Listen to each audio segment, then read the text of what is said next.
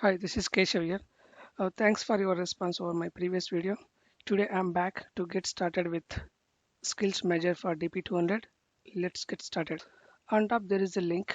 You can use same link for scheduling your exam. If you come down, there will be option over there to schedule. If you come all the way down, there are high level skills measured for DP200. There is a link down there. If you click on that, it will take you to the document where you could see full and detailed skills measured for DP200. Out of these skills, detailed skills, let's get started with the first section, that is storage. So storage is a very big contributor for your exam questions. You'll get 40 to 45% of the questions from storage. You have to be very strong in that. Let's see, as part of this session, I prepared PPT which has got some slides. Let me walk you through. I hope that will be helpful. Let's see. Let's get started. Let me open my slides. Okay. When you get into Azure portal, right, there are huge number of services available. It's really hard to decide which one should we use when. Likewise, we have got n number of options available for data storage as well. It's again tricky to choose if you don't have much understanding on storage, as well as if you are not clear on your requirement. So what I would say is, before choosing any data storage, be very clear on your requirement. What I would say is, before choosing, you should be asked like, either I'm going to store relational data or non-relational data. If you're gonna store relational data, let's see what are the different options available in Azure. If you are storing non-relational data, we'll look into different options available over there in Azure. The next question you should be asked is, what functionality do I need for my data? Do I need OLTP functionality or do I need OLAP functionality? And the final question that you should be asked is, what do I need this data for? Is it for application purpose or is it for analytical purpose? If it is for application purpose, of course, I'll select the data store which has got OLTP functionality. If it is for analytical purpose, I'll select the data storage which has got OLAP functionality. All right. So let us divide our data storages based on our requirement so that it will be easier for us to understand better. Based on the type of the data we're going to store, we can divide our data storages into two main categories. Those are non-relational and relational. Let's see what are the different storages or options available under non-relational. We have got Cosmos DB, Azure Storage Accounts. Under Azure Storage Accounts, again we got blobs, data lake Gen 2, files, queues, disks, and tables. And also we got Azure Data Lake Store, that is ADLS. These all fall under non-relational. Under relational, we have got these options. Those are SQL database, Azure SQL Data Warehouse, Azure database for PostgreSQL, MySQL, and MariaDB. Let us divide our data storages based on the functionality.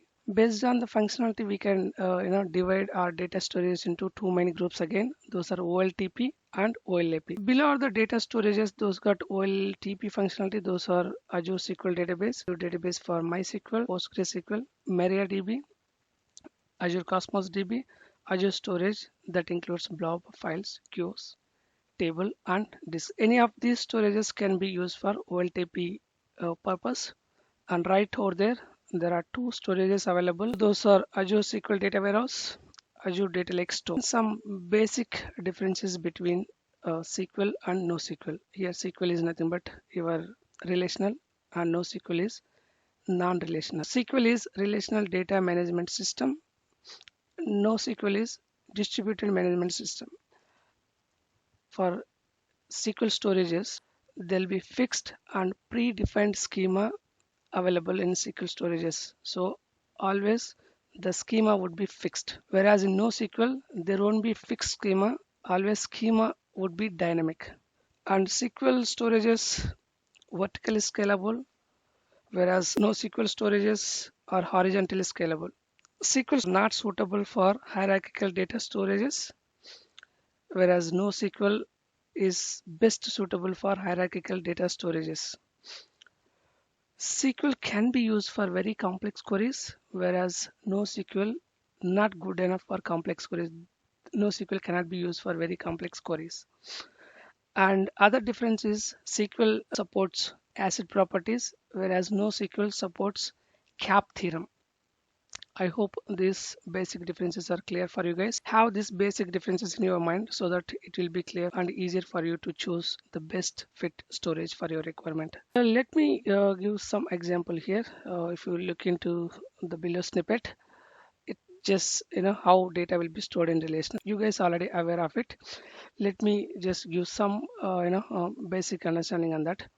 So if you take relational data storage, right, the terminology would be database. Within database, there will be tables. Tables will have columns and rows. Along with tables, there will be other objects, of course. Let's not worry about those objects like store pages, views, triggers, a lot many. Let's not worry about those objects now here. If you look into this snippet given below, right, so the table has got two records, that customer ID 50, customer ID 62. Customer ID 50 has no value for state province ID column. It doesn't have any value for state province. If you take customer ID 62, he has got values for every column except for postcode. What I mean to say here is even though those columns doesn't have value, still those columns will be existing, but those will not be disappeared. So what I mean to say here is the schema of relational table is always fixed. The number of columns on your table never be changed based on the value that you're gonna insert. So even though you don't have value for specific column, still that column exists. Then there won't be any change in your table structure. I hope this is clear. Let us see these two records in NoSQL view and we'll try to understand how it will be. If we take NoSQL, right, the basic terminology over there would be database. Within database, there will be collection. Within collections, there will be documents. Within documents, there will be fields. I hope it's clear. Let me relate this with SQL.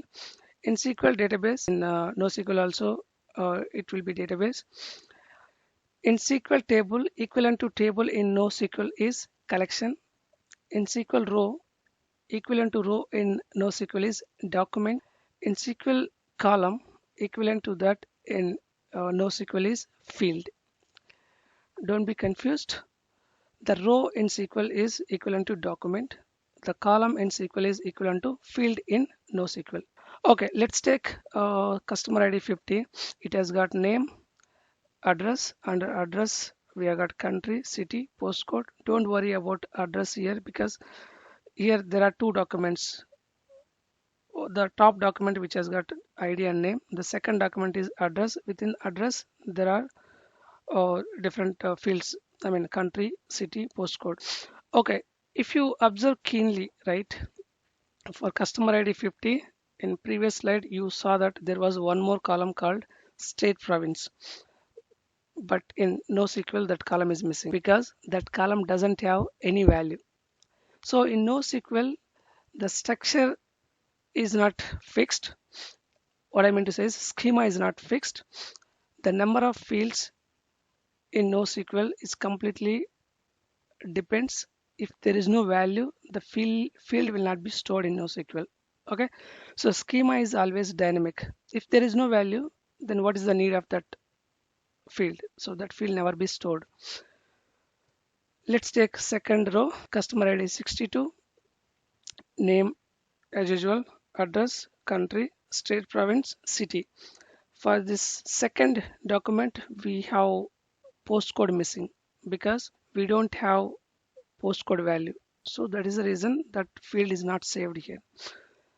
I hope this is clear for you guys.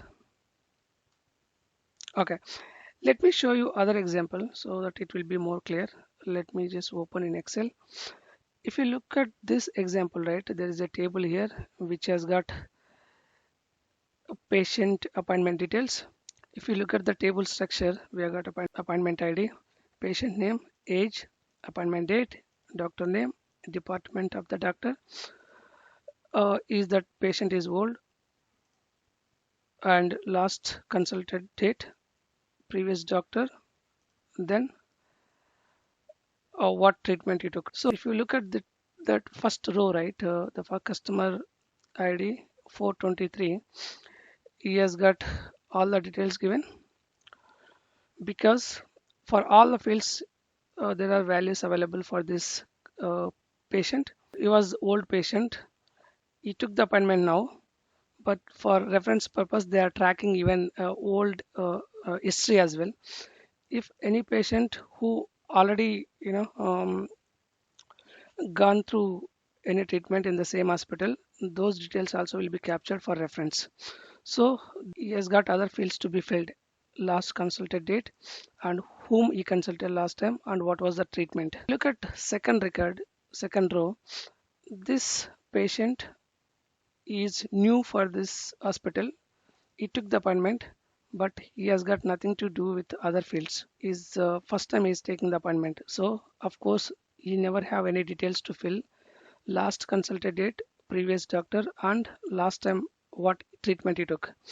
So even though he doesn't have values to be filled for, still those columns will be existing with either null or blank values.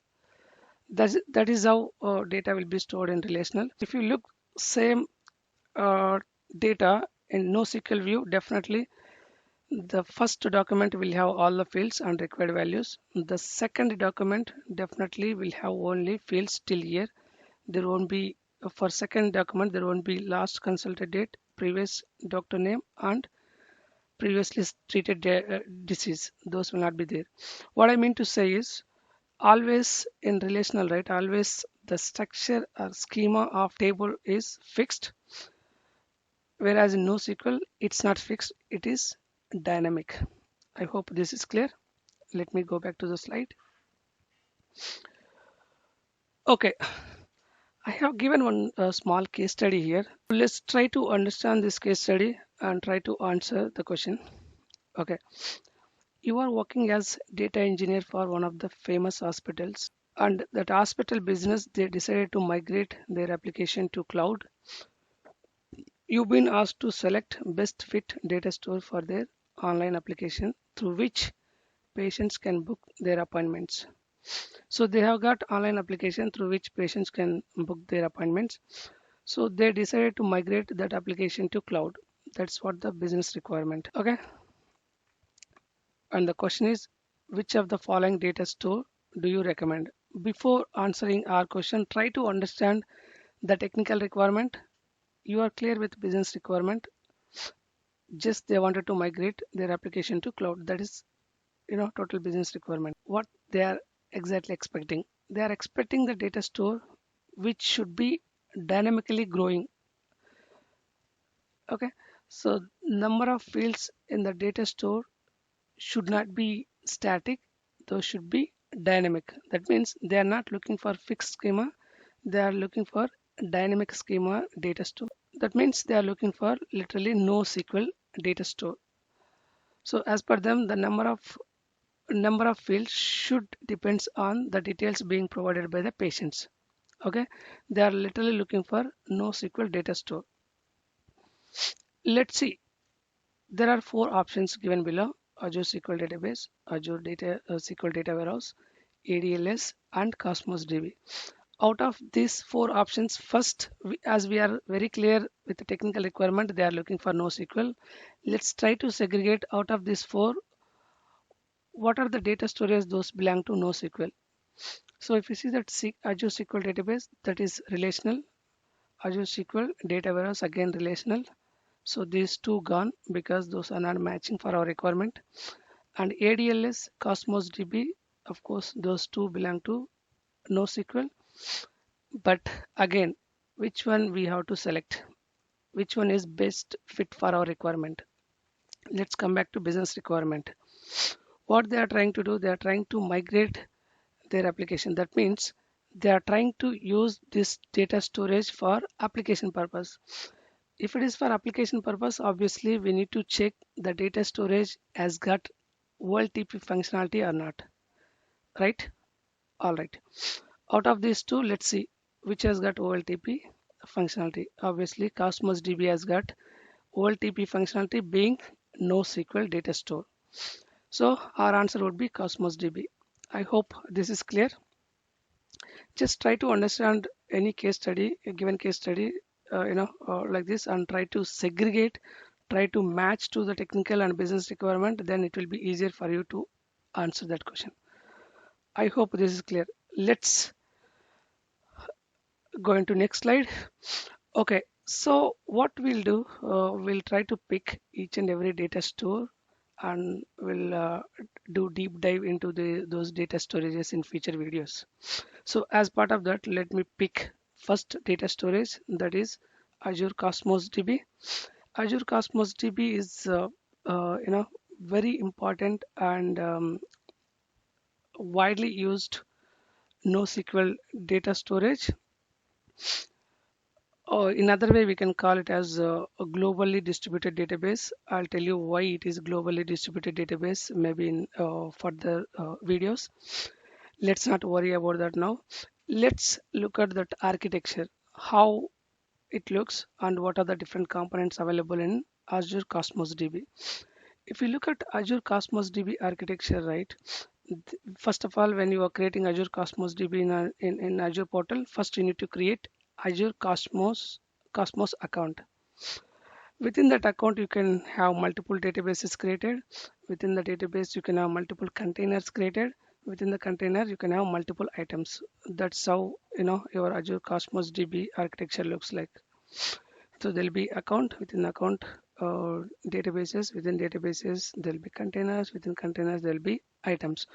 While creating account itself, there'll be different options over there. Generally, Cosmos DB supports mainly 5 types of APIs. Let's not worry about those APIs now. I'll cover in mostly in next video about APIs, and the next important concept is consistency levels. I'll try to cover them in next video. So it supports 5 types of APIs. So based on API, right? Depending on API, our containers will be called, with the different names. In few APIs, containers will be called as containers itself. Few APIs, containers will be called as collection. Few APIs, containers will be called as table, and few graph. Likewise, even items also will be called with the different names. That is completely depends on different API. In few will be called as document, few will be called as rows, few nodes, few items.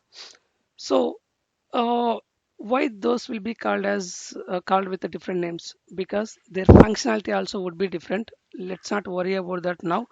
We'll look into their functionality, and we'll look into each and every API in next video.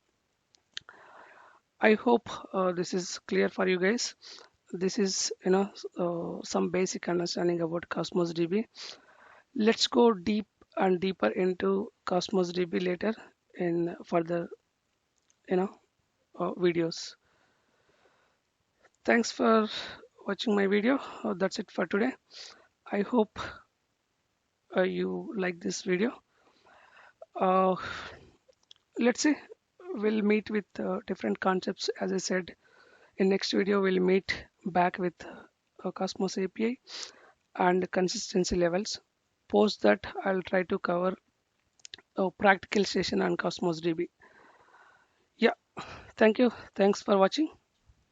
Let's meet next time. Thank you. Bye bye.